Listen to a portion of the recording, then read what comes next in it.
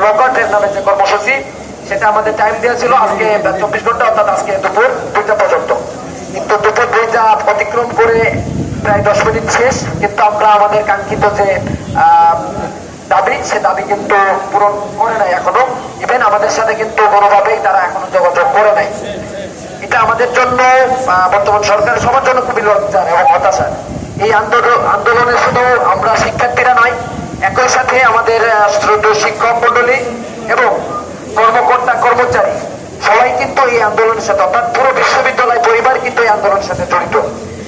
যা বাংলাদেশের ইতিহাসে এরকম আন্দোলন, যারা শিক্ষক জনতা শিক্ষক শিক্ষার্থী সবাই সম্মিলিতভাবে যে আন্দোলন, যে যৌক্তিক আন্দোলন, বর্তমান নজির কিন্তু নাই। এইখানে যদি সরকার মনে করে যে, বা প্রশাসন যদি মনে করে যে আমাদেরকে মোলা জোলায় এই আন্দোলনকে নচ্ছাদ করবে, সেটার কিন্তু কোনো সুযোগ আমরা দিব না। একই সাথে আমরা মনে করে দিতে চাই, এই আমার যে ভাইয়েরা আজকে অনশনে আছে, তাদের যদি কোনো ক্ষতি হয়, সেই দায়ভার কিন্তু কেউ এড়িয়ে যেতে পারবে না।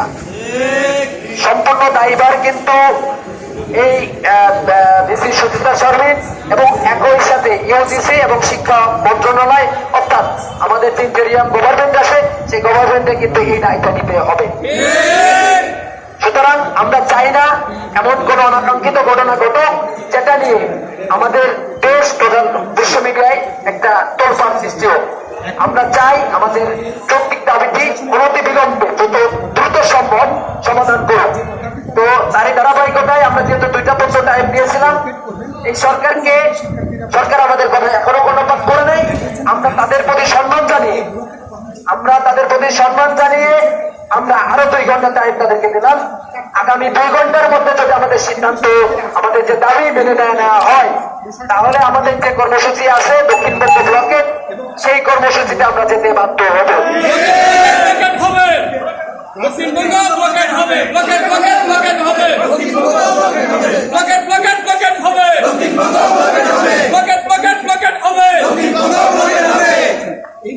তো আমরা চাই জনদুর্ভোগ সৃষ্টি না করতে, এই দক্ষিণবঙ্গের মানুষের কষ্টের কারণ হয়ে না দাঁড়াতে।